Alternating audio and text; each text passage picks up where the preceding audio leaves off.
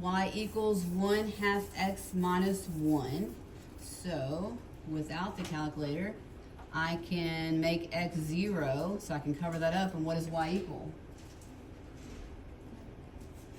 -1. And then half of what whole number gives us, half of what number, positive, gives us a whole number? Can you take half of 1 and get a whole number? No, what's half of 2? 1, and 1 minus 1 is 0. Could you put that in y equals and get it from your table? Yes. And so on your test this week and Friday, you had to graph one similar to the second equation, and you had to graph the x and y intercept. So reminder to be able to find the intercepts, you cover up one of the variables, and that's, if I cover up the y, that makes y 0, and that's my x-intercept, and it's going to equal x, I didn't mean to put x again, it's going to equal 4 divided by what? What's in front of x? 2. 4 divided by 2. And what is 4 divided by 2? 2. Okay. The next one, we already made y 0, so let's cover up the x. So when x is 0, we end up with our y-intercept, and we're going to do 4 divided by what? What's in front of y? -4. And so 4 divided by -4 is what?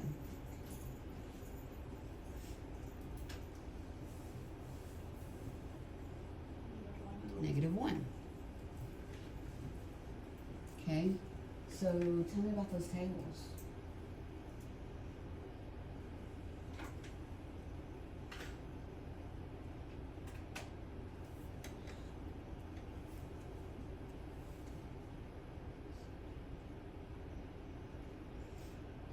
So Emily, tell me about those tables. Well, look at the numbers. So when x is 2, what does y equal? 0. On both? Okay, when x equals 0, what does y equal? On both? So they are the, starts with the S, ends in the E. You know, help her? Same. They're the same. So, if they're the same table, aren't we going to have the same line? So, we can plot the -1, and we can use the slope, go up 1 over 2, and that's where we get the intercept of 2 and 0. So, again, if we're connecting the dots, so just because you know the solution doesn't mean you don't have to graph it.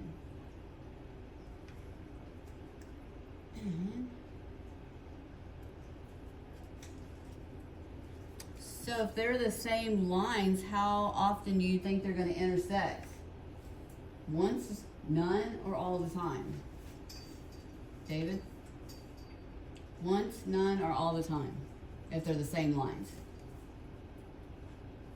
So if they're the same lines, they're on top of each other, right? You got one on top of the other. How often are they going to intersect? Every time, okay? And so they call that infinite solution. Infinite solution. Also, you've seen all real numbers. That would also be correct. Questions? Okay. And line segment array. Line, because you have 4 quadrants.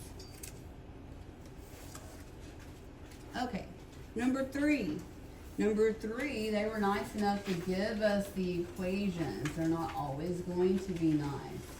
So, we're going to go ahead and read anyway. So, farmer Q and farmer R both bought some jarbles and memstoons for their farms. So Queck, so this is our first equation, is Queck bought 7 jarbles, so 7 is your X, and the table is, or the graph is already labeled for us, so that's nice.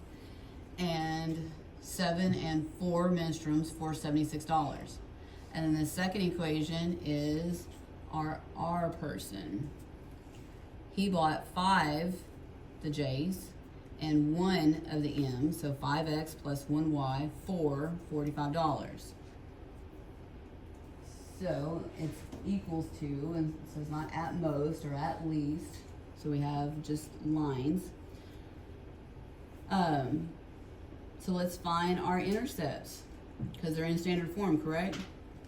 So we have Q, and we've got farmer R, and we're gonna find the X-intercept and Y-intercepts, or vice versa. Does it matter which one you did first? No.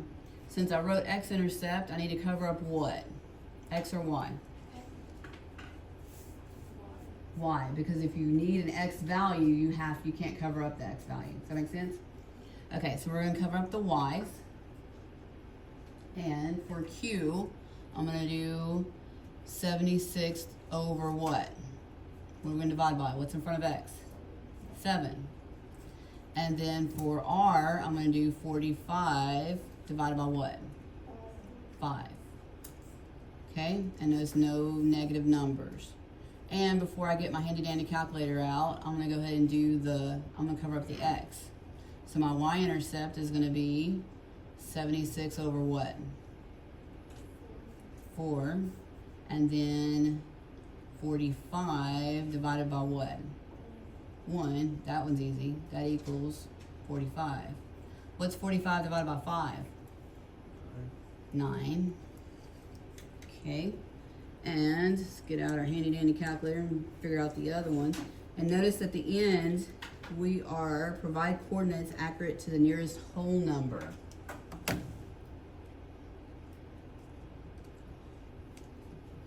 So 76, oops, get out there.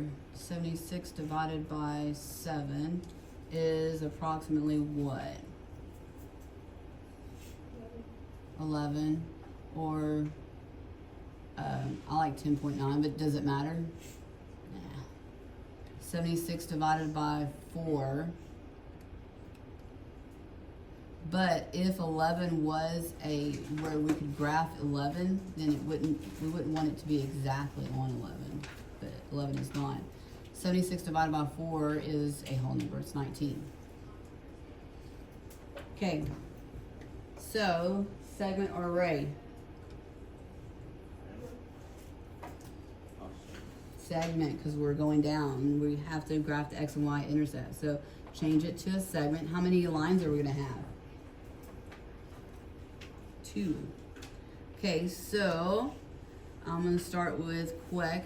He's at X-intercept at 10.9, so that's 11. So if you graphed it perfectly on 11, I mean, it's not, you have a big circle. It's just going to be to the left a little bit. Not much at all. And then my Y is at 19, so that's 20. So again, just a little bit below. Your circle on Get More Math will be just kind of covering almost exactly. Okay, then draw your line.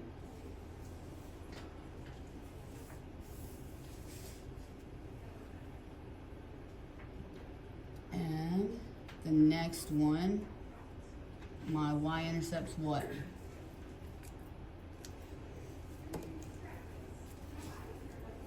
$45.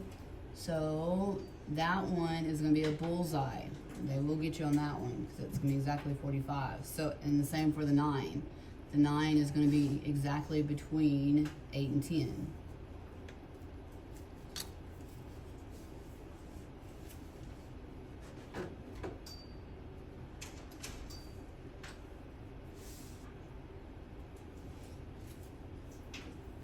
Okay, so what's next? Make sure you read the question, because the question can ask many different things. It can ask you for the coordinates of that point. It could ask you for where they were the same, and ask for the amount for either Jarbles or Minstrums, or both. So make sure that you read the question. What point shows the amount that they paid for Jarbles and Minstrums? Provide coordinates accurate to the nearest whole number. So do we have dollar amounts? Do we put dollar signs on it? Yes or no? Yes. So when you write a coordinate, it has I don't know. no. So no dollar amounts, but parentheses. And it looks like I pretty much intersected 8 and what?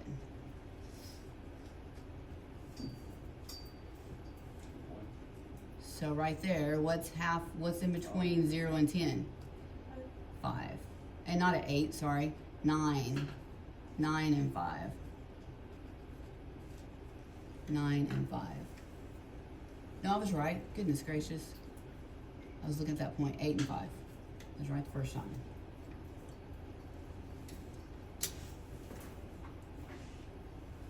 Eight and 5. Questions?